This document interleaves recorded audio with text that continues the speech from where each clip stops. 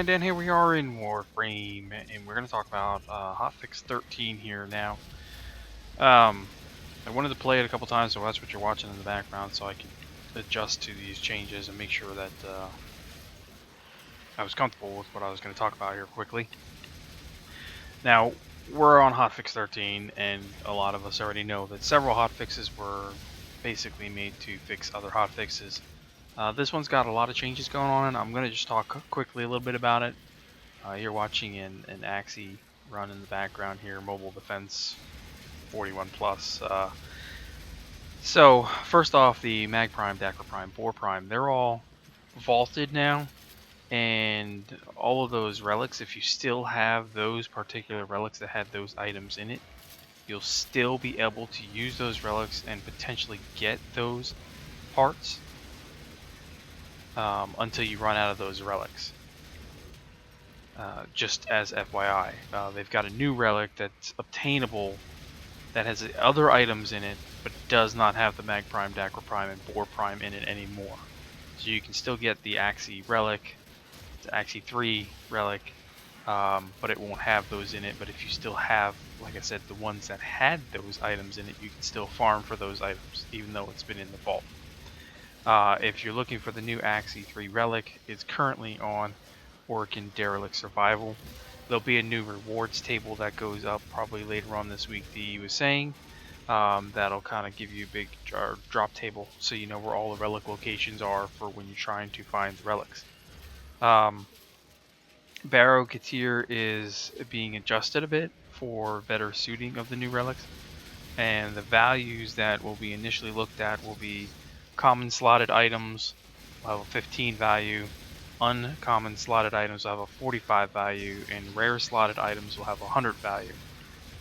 Not quite sure what that actually means at this point, so if anyone has a clue what the hell that means, please do feel free to leave comments below. Otherwise, I guess we'll find out on Friday, honestly, what that means. I'm assuming that just means that your prime parts now have a different cost involved in them, 15, 45, or 100, I guess. We'll see. There were some changes. The biggest one here is they changed the Samaris targeting. So standing can only be, of course, picked up if you have the scanner equipped, are actively playing, and it's your daily target, or you are within a shared XP range of the target. So if you're not within range of the target, you may not actually get your points, from what I'm understanding. Or you may. I'm not really quite sure, but okay, they made no sense. You can sell your nav segments anyway now. If you have all those extra nav segments, they will actually sell for 5 credits each because they're no longer required. Just as FYI. Kubro changes. They've removed the unintended connection between critical chance and base damage. And then they increased the base damage by 150%, and the critical multiplier is now from 1.6 to a 3.0, which basically gives you the same exact as you had before, but they just kind of adjusted how that was. The Void Fissures, here's the big thing, right? And so I wanted to play a couple of these before I kind of talk about it. There's no longer just one Void Fissure as you're seeing in the mission. I mean, these things are popping up everywhere. Okay, and they can occur over and over again. And basically they pop up where there's groups of enemies. So wherever there's groups of enemies, it's something like on a mobile defense. It's real easy because obviously it's going to be where your defending point is. It's going to keep popping up because you're going to have groups of enemies that come in. So that's a good thing. The Fissure will corrupt any enemies within the area now. These enemies obviously are going to get buffed based off of that happening. Some Eximus units and whatnot will spawn after a period of time and all that good jazz as before. The difference now is the reactant that drops all over the place, and I mean all over the place, will auto pick up as you walk by it. So it's not even, you don't have to actually interact with it. It automatically picks up and does the Fissure run, which seems to work really well now. And once you've collected enough of it, you'll be eligible for the reward at the end as long as you have a relic equipped for your mission. If you don't have it equipped for the mission, you're not going to get the reward at the end. Just as FYI, that wasn't any real difference in what it was before, but just another thing to note there. You're also going to get, once you've gotten your reward eligibility, you will get either a weapon or a Warframe buff for a short period of time based off of your Void Relic.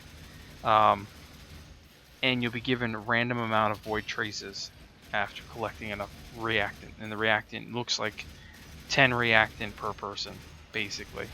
And it's per person, so you have to collect your own reactant.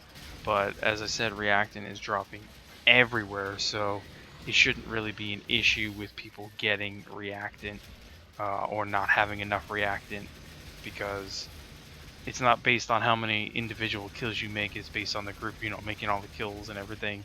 So the reactant is dropping everywhere. You still have to pick up 10 yourself, but it's not like it's not there, because it's definitely there.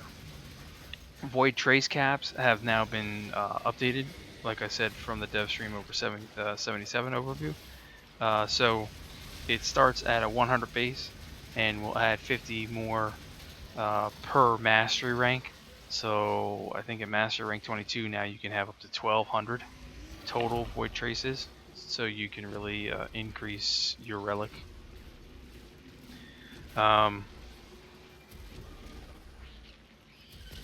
The traces, like I said, they're random, so no longer having to run like a Necros Desecrate to try to get more. You can't really control how much is there, and it'll be anywhere from 6 to 30 void traces per mission, depending upon all the different things that could come in there. Reactant uses a drop range instead of a drop chance now.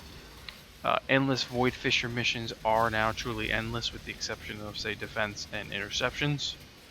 So you could just keep going and going and going and going. But I'm not sure that you're going to get more than one reward at this point, so that just seems weird. But you could keep doing it over and over and over.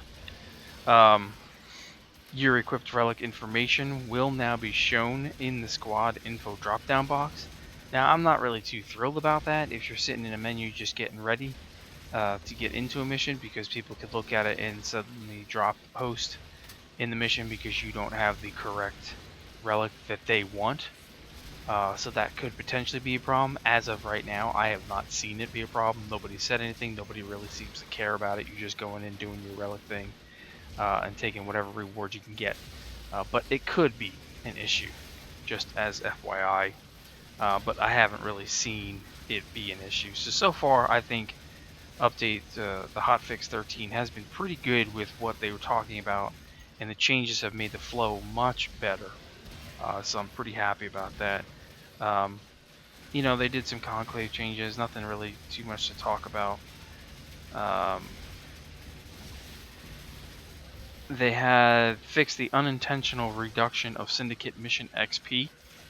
Has been fixed, and a various amount of other things, some client disconnects, some meshing going on, reward of 0 salvage instead of 500 for completing the Venus to Mercury junction and the Earth to Venus junction. Fix some Kubro imprint issues, some Grenier shipyard stuff. Just a little bit of this, a little bit of that. They've actually got a lot of stuff on here that they've actually fixed. The Vahak frequency triangulator missions appearing for players who still have the key in their inventory. That's been adjusted. Fixed the judgment point requirement not being displayed when hovering over the Rathum and Kaledatheum nodes in the star chart. An inaccurate enemy count during exterminate, ending to a spy mission. So fix the relic selection, the play without and exit buttons hiding behind the screen if a previous mission was played.